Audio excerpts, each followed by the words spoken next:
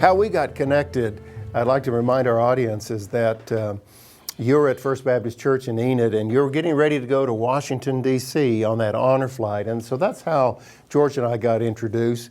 But one thing that I shared with him, I said, you know, George, back in the 70s, I used to haul hay at your brother's farm. It was the governor's farm that I would haul hay on. So that's how we got introduced several months ago, and I appreciate George being with us today as we remember our veterans. George, right off the bat, why did you enlist? This is in, 1941 or so. Why did you enlist? As you mentioned, Steve, I graduated from high school in 41. And I enrolled at Oklahoma A&M, as it was in those days, as a freshman. And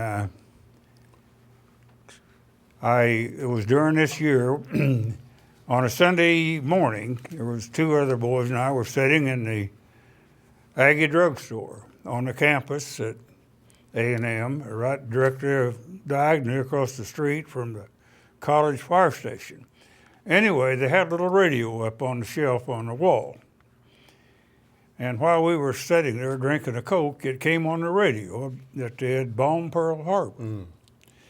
And we looked at each other, and none of us had ever heard of Pearl Harbor. We didn't know what was going on. And I think it was probably a couple of hours later before we actually realized the significance of what was going on. But there was an awful lot, it took over the air, as you know, and right. There was an awful lot went on, and many of us in my age group, we realized that our lifestyle was going to be changing pretty quick. But anyway, that's how it started with me. I was young and physical, as most of us my age were, and I felt very strongly that I needed to go, and most of us did, and nearly everybody was eager to serve. And it took quite a while for them to get the draft organized. Right. I don't remember the length of time, but anyway, I had an older brother, Henry, who had just graduated from A&M, and by having a degree, he was able to enlist in the Marine Corps and enter their officers' training back at Quantico, Virginia, which he did. He was there for 12 weeks, and then he was transferred back into California. And as he came back to Oklahoma, he stopped at home for a day or two, and when I seen him in that uniform, then that did me in. That sealed the deal, huh? But I was confronted with a situation. My father was in his late 60s in those years, and he needed help there at home. Sure. And by rights, I probably should have stayed, but I couldn't handle it, and the draft wasn't organized. But in order for me to enlist, I had to be released by our local draft board.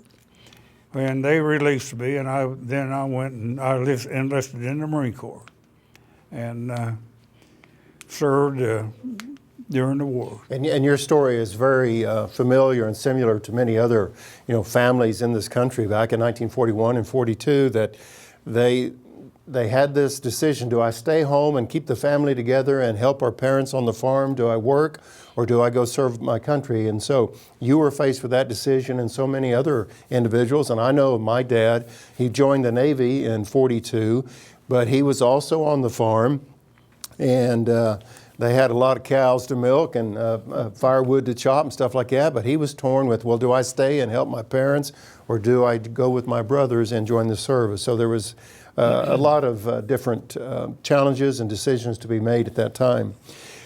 You're a part, as they phrase it, the greatest generation. You've heard that term. I think a news person, Tom Brokaw, I think, had mentioned the World War II generation. They call it the greatest generation. When you hear that term, George, what does that mean to you?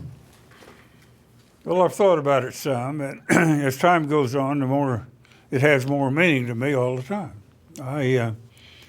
And then but when we think about it, probably our birth date had a whole lot to do with that. Steve, do you understand? Right. Right. We came along at a time that was unique. I started to school at the age of 6 in 1930, and that was the very beginning of the Depression. We didn't realize, we thought everything was normal as young Sure, boys, you know. sure. And we didn't suffer. We had plenty to eat, but there weren't any luxuries, I'll tell you that. There wasn't any luxuries. We wore a lot of hand-me-downs, and seemed like the clothing in those days weren't like they are today. We couldn't dress for the weather, you know. And when I really think about it, maybe we were the greatest generation. I think. And I say that without being critical. Well, sure. Of any. Listen, you're one of the most humble guys I know. So, Well, so I know. I admire so much, or the generations since. I admire the young people, and I particularly think about the ones that have served in the military. They have had a terrible disadvantage to me. Yeah. They have had to serve, and they have been subjected to, all the unusual devices, explosions and all, and we had advantages in World War II, which I'll talk about a little later. You said the other day that we could talk about some of the islands that you had served on. What are some islands that come to mind? Because I know you were in the Pacific. So, well, I first went to. We left San Diego and went directly to Guadalcanal, where we trained for several months, and then during this time we were there, the 6th Marine Division was formed, and I had been a member of the 29th Regiment, the tank company, but we became a part of the 6th Marine Division. And I think it was March the 1st, 1945, we left Guadalcanal and went directly to Okinawa. And we made the landing there on April 1st, 1945. And the operation itself lasted 83 days. The island was declared secure on June the 23rd. And from there, we had a rest camp on Guam, and we went to Guam and spent less than a week, and we got orders to go aboard ship. And the ship was late, but we finally got on the ship and we went to Japan. And this was they dropped that first bomb, and we were on the water, I think, when they dropped the second one.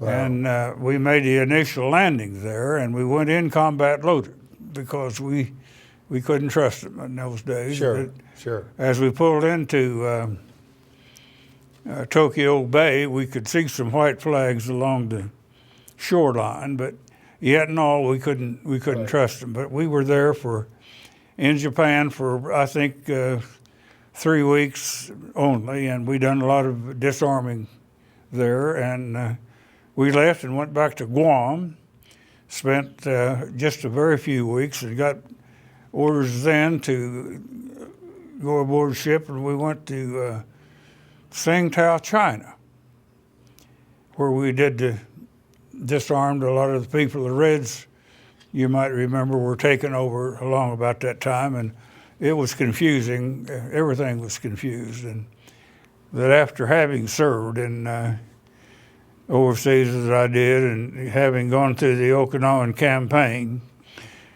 my yearn for adventure has been completely satisfied.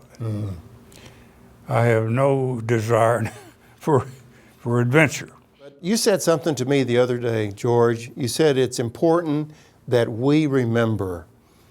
Why did you keep saying that statement to me over and over, that we need to remember?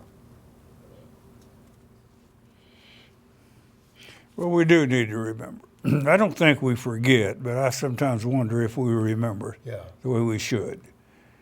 We need to remember, first, I think, of all the lives that were. A lot of sacrifice. Absolutely. A lot of sacrifice. And we need to consider the families of these people, the wives and parents and friends, and we need to remember them.